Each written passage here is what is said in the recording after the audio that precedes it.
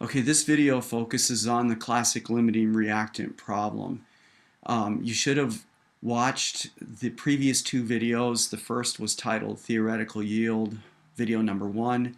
The second video was called Percent Yield, Mass of Other Reactant. Both of those videos lead up to the limiting reactant problem. So in a limiting reactant chemical reaction, the problem is you've got more than one reactant, so there will be at least two reactants, and both reactants will be given to you usually in mass amounts. The problem with being provided both reactants in mass amounts is that one of the two reactants is present in smaller amounts than the other reactant. The issue being is that it's going to run out before the other reactant, and when you have a reactant that runs out, the chemical reaction stops. So the limiting reactant is the reactant that's going to control the theoretical yield. When you're given mass amounts of both reactants, you cannot look at the two amounts and make a judgment about which of the two reactants is present in smaller amounts, thereby being the one that's going to run out first. The reason why is because you are given a balanced chemical equation whose coefficients are in units of moles. And mass and moles cannot be compared. Only mole to mole comparisons can be made between chemical reactants and the coefficients in a balanced equation. So the crux of this is that we need to take the mass amounts of the two reactants and use them in such a way that we can determine which of the two is actually present in amounts that will run out before the other reactant. So to solve this problem, what we're going to do is take the mass amounts of both reactants and simultaneously solve for the theoretical yield of the product.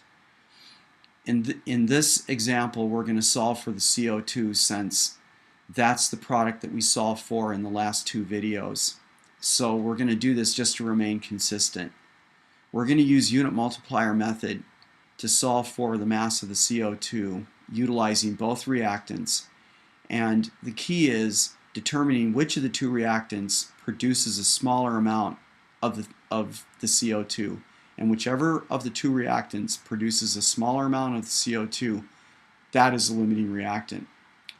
So this is objective number 1 of this lesson. The second objective is, once we know the limiting reactant and we have solved for the mass of the product, then we're going to turn around and solve for the mass of the remaining reactant. And the mass of the remaining reactant will be the one that is in excess. So we start this process by bringing down the mass of the two reactants. So we have 5 grams of propane and 15 grams of oxygen. I write both mass amounts one over the top of the other, and we're going to do a simultaneous calculation. In order to be efficient with time, I've already calculated the molar mass of the propane and the molar mass of the oxygen. The molar mass of the propane is 44.094 grams. The top of the fraction has the unit mole in it. In the second equation, like the top one, we have 1 mole in the top of the fraction, and we have 32 grams in the bottom of the fraction. Solving for both, the top value for the propane is going to be 0.1133 moles of C3H8. Like in the previous videos, we're just going to take into consideration the first 4 decimals and we drop the other numbers. This is going to be 0.4687 mole of O2. We just drop any numbers that are after the fourth decimal. We're not concerned with rounding or with significant figures because the issue here is learning how to do this. And we can worry about the numbers later. So now that we have moles of propane and we have moles of oxygen for both reactants, now we solve for the product, CO2. So in the top calculation, we're solving for CO2, so we're going to have 3 CO2s in the top of this fraction, and we're going to have 3 CO2s in the top of this fraction.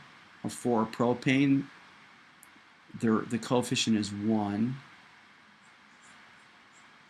and for oxygen, the coefficient is 5.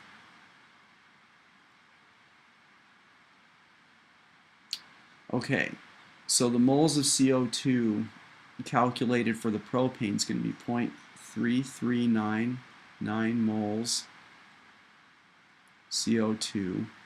And for the moles of CO2 calculated based on the oxygen, it's going to be 0.2812 moles of CO2. Now, what we want to do is inspect both values, and we see that the oxygen produces a smaller amount of the product, CO2. So oxygen is the limiting reactant. So I'm going to come back here and I'm going to circle this, and I'm going to label it as LR for short. This is my limiting reactant.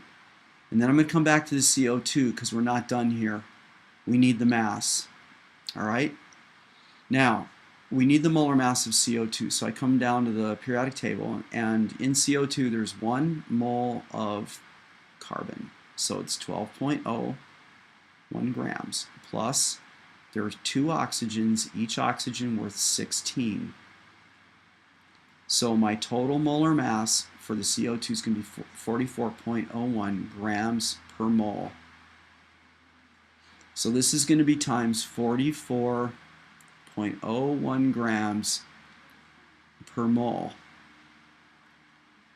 And the mass, the theoretical yield of the CO2 is going to be 12.3778 grams CO2.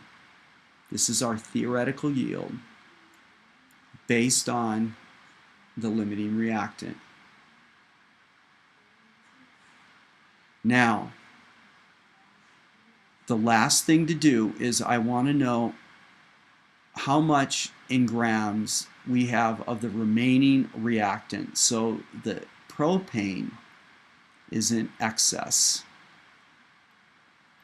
and not all of it is going to react. What we want to find now is how much of the 5 grams is left over. To do this, you have to pull down the limiting reactant. So we're going to pull down the 0.4687 moles of O2. We're going to use the ratio from the balanced equation to find out how much propane reacted with it. So I write my coefficient, which is 1, C3H8 in the top, and then there are 5 O2s. O2 cancels with O2. So the moles of propane reacted with the oxygen is going to be 0.0937 mole C3H8. Now we need mass because what I want to do is be able to take this value and subtract it off the 5 grams. So we're going to multiply this times the molar mass for propane, which is 44.094 grams per mole. So the mass of the used reactant is going to be 4.1333 grams, and that's C3H8 used up.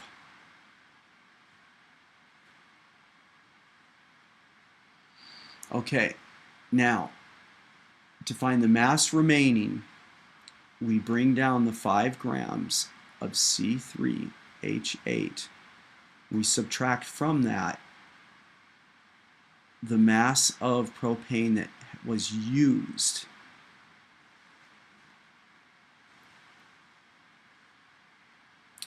And so the mass remaining is 0.8666 grams of C3H8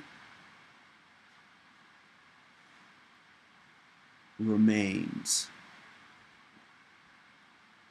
And that concludes the classic limiting reactant problem.